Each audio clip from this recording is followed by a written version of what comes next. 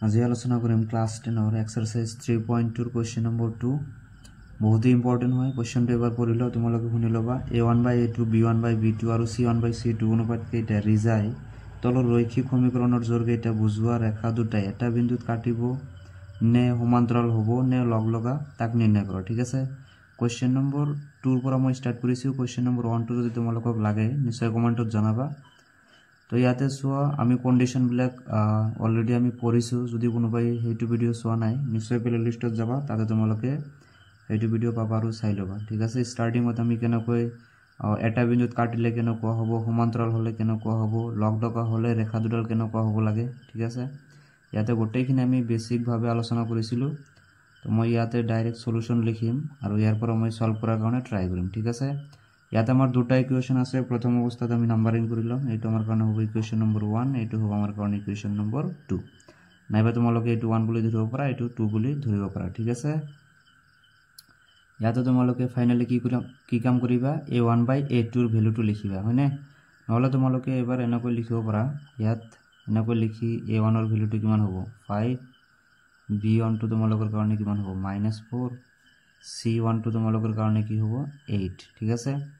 কিয় a1 ৰ মান 5 হল কাৰণ ইকুয়েশন নম্বৰ জনটো 1 হ'ব এটো হ'ব আমাৰ কাৰণে a1 যত x ৰ হওক হয়নে এনেকুৱা a1x + b1y + c1 = 0 আৰু এটা আছিল কি a2x + b2y + c2 = 0 হয়নে ইয়াৰ পৰা মই পাইছো আৰু সেকেন্ড সোয়া a2 = তোমাৰ হাতত কিমান আছে 7 নেক্সট b2 তোমাৰ কাৰণে কিমান আছে ইয়াতে 6 পজিটিভ আৰু c2 আছে কিমান -8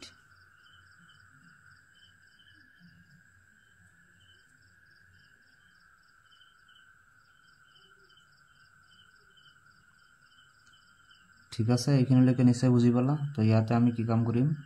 ইয়াৰ পৰা আমি ভ্যালু 2 লৈ লম এতেকে a1/a2 সোয়া a1 মানে কিমান পাইছো আমি 5 a2 মানে কিমান পাইছো 7 ঠিক আছে এটো ডিভাইড নহব এনেকৈ থাকিব ইয়াৰ পিছত b1/b2 ৰিজাই সোয়া b1 মানে কিমান আছে -4 আৰু b2 কিমান আছে 6 আছে লিখিলো এটো ডিভাইড হৈ আছে 2 ৰে তো ডিভাইড কৰি দিয়া 2 4 ৰ ভিতৰত 2 টাইমছ আৰু 6 ৰ ভিতৰত 3 টাইমছ আলটিমেটলি ভ্যালুটো আমাৰ কাৰণে কি হ'ব -2/3 মানে ইয়াতে যদি তোমালোকে লক্ষ্য কৰা c1/c2 আমি ফাইন্ড আউট কৰিবই নালাগে কিয়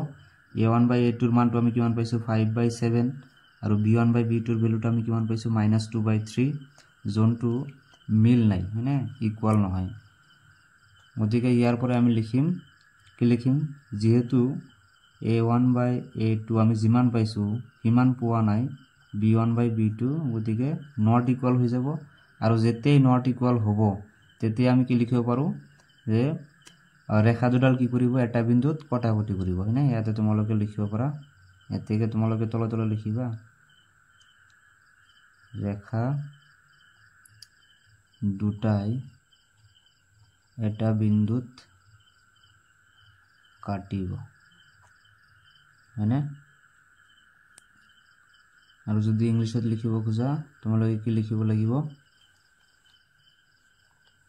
hence the lines intersect at a point ঠিক আছে নেক্সট এইটো দেখা ইয়াতে মই সলিউশন লিখি লৈ আছো আৰু এইটো ডাইৰেক্ট কৰিম তোমালোকে কি কাম কৰিবা প্ৰথম অৱস্থাত a1 b1 c1 এনেকৈ লিখিবা a2 b2 c2 এনেকৈ লিখি লবা ঠিক আছে মই ডাইৰেক্টলি কৰিম ইয়াতে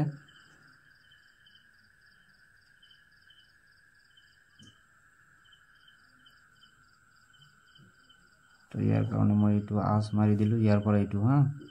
তো ইয়াতে মই কৰিম a1/a2 ঠিক আছে a1 ৰ ভ্যালু কিমান আছে 9 a2 মানে কিমান 18 তো 9 কিমান আহিব 18 সৰি ইয়াতে নাম্বাৰিং কৰি লবা ইকুয়েশন 1 ইকুয়েশন 2 বুলি তাৰ পিছত আমি উলাব লাগে কি এটো ক্যান্সেল আউট হ'ব না obviously হ'ব 1 বাৰ 2 বাৰ তো a1/a2 ৰ ভ্যালুটো আমি কিমান পালো 1/2 তাৰ পিছত b1/b2 টো সোয়া b1 কিমান আছে 3 আছে b2 কিমান আছে 6 এটো ক্যান্সেল আউট হ'ব 1 বাৰ 2 বাৰ যাব তো 1/2 আহিব again তুমি c1/c2 টো ট্রাই কৰা তো c1 কিমান আছে 12 আৰু c2 কিমান আছে 24 এইটো কেনসেল আউট হৈ কিমান আহিব 1/2 তো আমি কি দেখা পাই আছো a1/a2 ৰ মান আমি কিমান পালো 1/2 b1/b2 হিমানে পাইছো c1/c2 আমি হিমানে পাইছো ইয়াৰ পৰা আমি লিখিব পাৰো যেহেতু আমি কি পালো a1/a2 যিমান পাইছো ইকুয়াল হল আমাৰ b1/b2 ইকুয়াল হল c1/c2 ভ্যালুটো কিমান পাইছো আমি 1/2 পাইছো তো ইয়াতে তোমালোকে লিখি দিব পাৰা এইখিনি আৰু লাস্ট যদি আমাৰ এনেকুৱা হয় প্ৰত্যেকটোৰ মান যদি আমাৰ ইকুয়াল আহে তেনহলে আমি কি বুজি পাও যে ৰেখা দুডাল কি হ'ব লগ লগা হ'ব এটাৰ ওপৰত আনটো উঠিব হয়নে তো এতেকে আমি লিখিম ৰেখা দুডাল লগ লগা হ'ব আৰু ইংলিশত লিখিলে তোমালোকে কি লিখিব লাগিব hence the lines are coincident হয়নে এইখিনি নিশ্চয় বুজি পালা লাস্ট কোৱেশ্চনটো চোৱা এটোৰে रोमान সংখ্যাৰ 3 ঠিক আছে ইয়াতে মই সলিউশন লিখি আছো আৰু ডাইৰেক্ট মই কি কৰিম তোমালোকে ইয়াত a1 b1 c1 a2 b2 আৰু c2 লাই লবা ঠিক আছে দুনিয়া কৰি তেতিয়ালে আৰু বুজা ইজি হ'ব মই ডাইৰেক্টলি ইয়াতে ৰিজাইজ আম ডাইৰেক্টলি তো a1/a2 এটো ইকুৱেশন নম্বৰ 1 এটো হল আমাৰ কাৰণে 2 তোমালোকে তলতলে কৰিবা মই এটো সাইডত কৰি আছো সোয়া a1 মানে কিমান আছে x ৰ হওক কিমান আছে 6 আৰু a2 x ৰ হওকে হয় বাট ইকুৱেশন 2 টা আহিব লাগিব 6 কিমান আহি আছে 2 এটো ডিভাইড কৰিলে তুমি কিমান পাবা 3 কমা ইউজ কৰি দিয়া আৰু b1/b2 ট্ৰাই কৰা হয়নে b1 কিমান আছে -3 তো মই লিখিলো -3 আৰু b2 কিমান আছে y ৰ আগত একো নাই মানে 1 আছে আৰু ইয়াৰ আগত মাইনাস আছে গতিকে -1 হ'ব মাইনাস কেনসেল হৈ যাব থাকিব কি 3/1 তো হৰত 1 থকা যি কথা নথকা একে কথা ডাইৰেক্টলি আমি 3 লিখিব পাৰো মাইনাস কেনসেল কৰি দিব পাৰা এতিয়া এইটো 3 আহিছে তাৰ মানে আমি c1/c2 টো আমি চেক আউট কৰিব লাগিব তো c1/c2 সোয়া c1 কিমান আছে 10 আৰু c2 কিমান আছে 9 দুয়োটা পজিটিভ আছে বাট এই দুয়োটা ডিভাইড হ'ব জানো নহয় তেনেহলে আমি কি পালো ইয়াতে আমি লিখিব পাৰো therefore আমি দেখা পালো a1/a2 যিমান পাইছো 3 পাইছো b1/b2 আমি হিমান পাইছো কিন্তু c1/c2 ৰ মানটো আমি সেম পোৱা নাই গতিকে a1/a2 equal b1/b2 not equal হ'ব কি c1/c2 ইয়াৰ পৰা আমি কি লিখিব পাৰো যে ৰেখা দুডাল মানে কি হ'ব সমান্তৰাল হ'ব মানে প্যাৰালেল হৈ যাব এনেকুৱা হয়নে তো এইটো বস্তু আমি ইয়াতে লিখি দিব লাগিব তো এতেকে আমি লিখিম ৰেখা দুডাল সমান্তৰাল হ'ব ঠিক আছে ইংলিশত লিখিলে কি লিখিবা hence the lines are parallel ঠিক আছে তো হা কোশ্চেন নম্বৰ 3 দেখা ইয়াতে সেম কোশ্চেন অলপ বেলেগ কৰি দিছে ঠিক আছে a1/a2 b1/b2 আৰু c1/c2 অনুপাত কেইটা ৰিজাই নিৰ্ণয় কৰা তলৰ ৰৈখিক সমীকৰণৰ জোৰ কেইটা সংগত নে অসংগত এতিয়া সোয়া সংগত আৰু অসংগত কেতিয়া হ'ব কন্ডিশন বিলাক নিশ্চয় পঢ়িছা তো হা আমি সলভ কৰি এটা কৰি মই ইয়াতে সলিউশনটো লিখিলাম ডাইৰেক্টলি আৰু এইটো মই ইকুৱেশন 1 মানিম এইটো মই ইকুৱেশন 2 মানিম তোমালোক অলপ ধুনিয়া কৰি লিখিবা দেখাত অলপ ভাল লাগিব মই জাস্ট বুজাব লাগে যাৰ কাৰণে মই কৰি আছো এনেকৈ নহলে মই আকৌ লিখিব লাগিব নাম্বাৰিং কৰিব লাগিব হয়নে তো টাইমটো বেছি লাগিব তোমালোকে যাতে অলপ সময়ৰ ভিতৰতে বস্তুখিনি বুজি পোৱা যাৰ কাৰণে মই শৰ্টকাট কৰি দি আছো আৰু এতিয়ালৈকে তোমালোকে বুজিয়ে পাবা ডাঙৰ হৈছে হয়নে তো সোয়া ইয়াতে সেম কামে কৰিব লাগিব আমি তো ডাইৰেক্টলি মই কৰি আছো তোমালোকে লিখি প্ৰথম অৱস্থাত উলাই লব পৰা a1 b1 c1 a2 b2 c2 ৰ মান হয়নে মই ডাইৰেক্টলি কৰিম a1/a2 ইকুয়াল তোমাৰ কি হ'ব সোয়া a1 কিমান ইকুৱেশন 1 ত x ৰ হক 3 a2 কিমান হ'ব ইকুৱেশন 2 ত আৰু x ৰ হক 2 ডিভাইড নহব দুয়োটা মৌলিক সংখ্যা এৰি দিয়া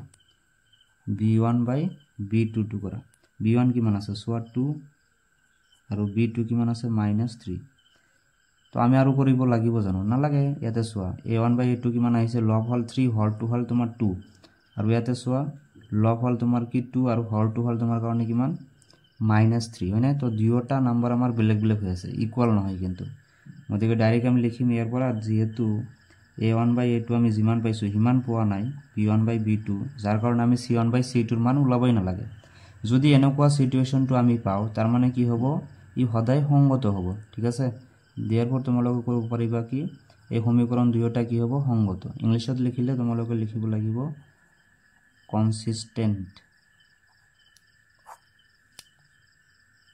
ইয়াতে হা কোৱেশ্চন নম্বৰ 2 এটো তো মই সলিউশন লিখি লৈ আছো ঠিক আছে আৰু ইয়াতে আমি কি কাম কৰিব লাগিব a1 by a2 soya a1 কিমান আছে নাম্বাৰ ইনটু কৰিলো এটো 1 আৰু এটো ইকুৱেশন নম্বৰ 2 a1 মানে আছে তোমাৰ কাৰণে 2 তো ওপৰত যাব a2 ইকুৱেশন 2 তাহা আৰু x ৰ হক 4 কেনসেল আউট কৰিলে 1 by 2 আহিব ঠিকই আছে b1 by b2 লোৱা b1 কিমান আছে -3 মই লিখিলো as it is আৰু b2 কিমান আছে -6 ইয়াতে লিখিলো সো লগতো মাইনাস হৰতো মাইনাস মাইনাস ক্যান্সেল 3 3 এৰ ভিতৰত 1 বাৰ যাব আৰু 6 এৰ ভিতৰত 2 বাৰ তো ইয়াৰ পৰা আমি ক্যান্সেল আউট কৰি 1 by 2 পাম c1 by c2 লাব লাগিব যেহেতু এই দুয়োটা মিলি গৈছে সেই কাৰণে আমি c1 by c2 to some ইয়াতে সোয়া ইয়াতে আছে 8 আৰু ইয়াতে আছে কিমান 9 কনস্ট্যান্ট টার্ম তো এটো ক্যান্সেল আউট এগেইন নহয় তো আমি কি পালো আমি দেখা পালো ইয়াতে যেহেতু a1 by a2 এর মান আমি জিমান পাইছো ইকুয়াল টু হইছে b1 by b2 এর লগত কিন্তু ইকুয়াল হোৱা নাই c1 by c2 এৰ লগত গতিকে ই তোমাৰ কি হ'ব এটো এটাই কন্ডিশন এনেকুৱা কন্ডিশন আহিলে হেতু সদায় অসংগত হ'ব ঠিক আছে আৰু বাকি দুয়োটাৰ ক্ষেত্ৰতে আমাৰ কি হ'ব সংগত হ'ব তো এটো ইংলিশত লিখিলে কি লিখিবা ইনকনসিস্টেন্ট ঠিক আছে তো এতিয়া ৰোমান সংখ্যাৰ 3 টু তাহা এটো মই ডাইৰেক্ট সলিউশন লিখি লৈ আছো আৰু তাৰ পিছত সোৱা এটো এটা তোমাৰ কি ফ্ৰেকশন হৈ আছে ফ্ৰেকশন টু তোমালোকে কি কাম কৰিব পাৰা এটো তুমি এলসিএম লব পাৰা এলসিএম লৈ তুমি সলভ কৰিব পাৰা বাট যেনেকুৱা সময় ঠিক তেনেকৈ কৰি দিম কোনো টেনশন নাই আগত এক্সাৰসাইজত আমি পাম কেনেকৈ লখাগু লব লাগে মই শিকাই দিম ঠিক আছে টেনশন লব না লাগে তো ইয়াৰ পৰা আমি ডাইৰেক্টলি কি কৰিম a1 by a2 কৰিম a1 কিমান আছে চাইছানে 3 by 2 ডিভাইড আহিব a2 কিমান আছে 9 আছে ঠিক আছে তে সোয়া 9 এর তলত কিমান আছে 1 এটা আছে তো ফ্র্যাকশন তো আমি কি কৰিম ধুনিয়া কৰি সজাই লম 3 by 2 তো আমি as it is ৰাখিম আৰু এই হৰণটো আমি পূৰণ হিচাপত লিখিম তেতিয়ালে কি হ'ব 9 এৰ তলত থকা 1 টো ওপৰত গুছি যাব আৰু 9 টো তলত আহিব হয়না 3 দি ক্যান্সেল কৰি দিয়া কিমান বাৰ যাব 3 বাৰ তো 1 টো ওপৰত থাকিবই 2 3 যায় কিমান আহিব 6 a1 by a2 কিমান পালো আমি 1 by 6 কেনেকৈ পালো নিশ্চয় বুজি পালা আকৌ এবাৰ মই বুজাই দি আছো a1 কিমান আছে 3 by 2 আছে ঠিক আছে মই লিখিছো 3 by 2 a2 জনটো হৰণ আছিল এটো মই ইয়াতে লিখিছো a2 কিমান আছে 9 লিখিলো যেহেতু এটো এটা ফ্র্যাকশন গতিকে আমি কি কৰিম সলভ তো নহব গতিকে ফ্ৰ্যাকশন তো মই as it is লিখিছো আৰু এই জনটো হৰণ আছিল এটোক মই পূৰণ হিচাপত লিখিছো তোমালোকে ক্লাস 7 8 ত পাইছে নকোৱা তো যেতিয়া এইটো হৰণ মই পূৰণ লিখিছো তেতিয়া এই 9 ৰ তলত থকা 1 টো ওপৰত গুছি যাব আৰু 9 টো তলত আহিব হয়নে 3 দি 9 ক ক্যান্সেল আউট কৰিলে তুমি 3 পালা এতিয়া সব ওপৰত কি থাকিব ইয়াতে 1 থাকিব 1 into 1 মানে 1 হ'ব 2 3 যায় কিমান আহিব 6 এতিয়া সোয়া b1 by b2 to try কৰা b1 কিমান আছে ইয়াতে 5 by 3 আৰু b2 কিমান আছে -10 আছে তো -10 লিখিলো ইয়াৰ পৰা সোয়া এটো মানে যদি আমি সলভ কৰো 5 by 3 মই as it is ৰাখিলো এটো হৰণ উঠাই দিলো 1 ওপৰত যাব আৰু -10 টো কত আহিব তলত 5 10 এৰ ভিতৰত 2 বাৰ যাব ইয়াৰ পৰা যদি চাও 1 into 1 মানে 1 আহিব 3 into -2 কৰিলে -6 আহিব এতিয়া আৰু আমি কৰিব না লাগে ইয়াতে দেখাত নাম্বাৰ বিলাক আমাৰ সেমে বাট তুমি অলপ যদি ভালদৰে চোৱা এটো পজিটিভ নাম্বাৰ এটো হল কি নেগেটিভ তাৰ মানে কেতিয়াও সেম হ'ব নোৱাৰে মানে -2 ইকুয়াল +2 হ'ব জানো নহব কেতিয়াও কাৰণ ই নেগেটিভত আছে ই পজিটিভত আছে তো এই হেই কাৰণে এইটো নাম্বাৰ আৰু এইটো নাম্বাৰ কেতিয়াও এই ভগ্নাংক দুয়োটা ইকুয়াল হ'ব নোৱাৰে তো ইয়াৰ পৰা আমি লিখিম যেহেতু আমি দেখা পালো a1 by a2 আমি জিমান পাইছো হিমান আমি পোৱা নাই b1 by b2 তো নট ইকুয়াল আহি যাব যেতিয়া নট ইকুয়াল আহিব এই তোমাৰ কি হ'ব সংগত হ'ব আৰু ইংলিশত লিখিলে কনসিস্টেন্ট আমি লিখিব লাগিব তো এতিয়া ৰোমান সংখ্যাৰ 4 টু সোয়া ইয়াতে আমাক দিয়া আছে দুটা ইকুৱেশনে আছে তো এটা আমাৰ কাৰণে সলিউশন মই লিখি লৈ আছো তোমালোকে ধুনিয়া কৰি লিখিবা ঠিক আছে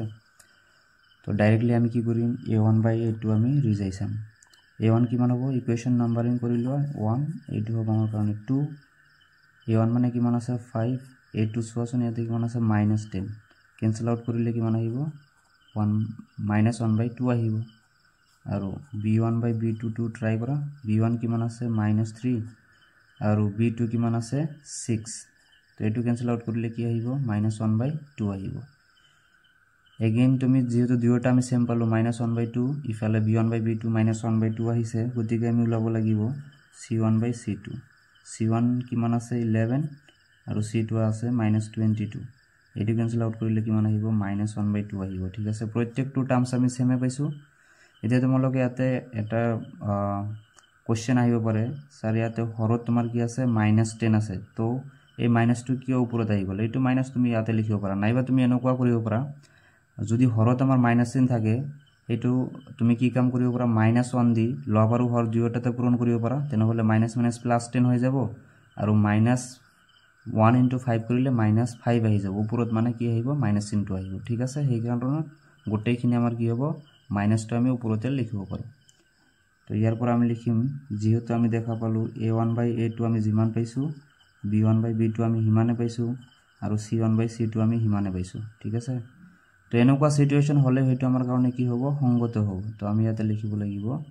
ই তোমাৰ কি হ'ব সংগত হয়নে ইংলিশত লিখিলে কনসিস্টেন্ট তুমি লিখিব লাগিব সো এইটো ভিডিওৰ লাষ্ট কোৱেশ্চনটো আহি পাইছো আমি ৰোমান সংখ্যাৰ 5 ইয়াতো ফ্ৰেকশন আছে তো টেনশন ল'ব নালাগে আমি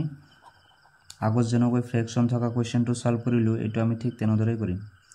a1/a2 কৰিলো প্ৰথম অৱস্থাত a1 মানে কিমান আছে 4/3 a2 কিমান হ'ব এই ক্ষেত্ৰত 2 তো ইয়াৰ পৰা সোৱা 4/3 into 1 ওপৰত যাব 2 টো তলত আহিব 2 দি তুমি 4 কাটি দিয়া 2 বাৰ যাব তো আমি আলটিমেটলি কি পাম 2/3 পাম a1/a2 কেনেকৈ আমি 2/3 পালো নিশ্চয় বুজি পালা সিমিলাৰলি আমি উলাব লাগিব b1/b2 ইয়াতে আছে b1 কিমান আছে 2 আৰু b2 সোৱা কিমান আছে 3 তো এতিয়ালৈকে তো আমি সেমে মান পালো a1/a2 2/3 b1/b2 আমি কিমান পাইছো 2/3 পাইছো আৰু এটা আমি উলাব লাগিব c1/c2 এতিয়া সোৱা c1 কিমান আছে ইয়াতে 8 আৰু c2 কিমান আছে 12 তুমি লিখি দিয়া এইটো ক্যান্সেল আউট কৰিব পাৰিবা না obviously 4 দি যাব 4 8 এৰ ভিতৰত 2 বাৰ যাব আৰু 12 এৰ ভিতৰত 3 বাৰ তো কিমান আহিব 2/3 আহিব নে তো ইয়াতো আমি কি পাই আছো সোৱা আমি দেখা পালো a1/a2 আমি যিমান পাইছো ইমানে পাইছো b1/b2 আৰু c1/c2 তো ইয়াৰ পৰা আমি কি ক'ব পাৰো ই এটা তোমাৰ কি হ'ব সংগত হ'ব মানে ইংলিশত লিখিলে কনসিস্টেন্ট তুমি লিখিব লাগিব তো আজিৰ কাৰণে এইখিনি আশা কৰো সকলোৱে বুজি পাইছা নেক্সট ভিডিওত আমি নেক্সট ইম্পৰ্টেন্ট কোৱেশ্চন বিলাক ডিসকাশন কৰিম এইবিলাকো ইম্পৰ্টেন্ট হয় এমসিকিউৰ কাৰণে ৰেডি হৈ থাকিবা এনেকুৱা টাইপৰে কোৱেশ্চন তোমালোকে বোৰ্ড এক্সামত পাবা হয়নে থ্যাংক ইউ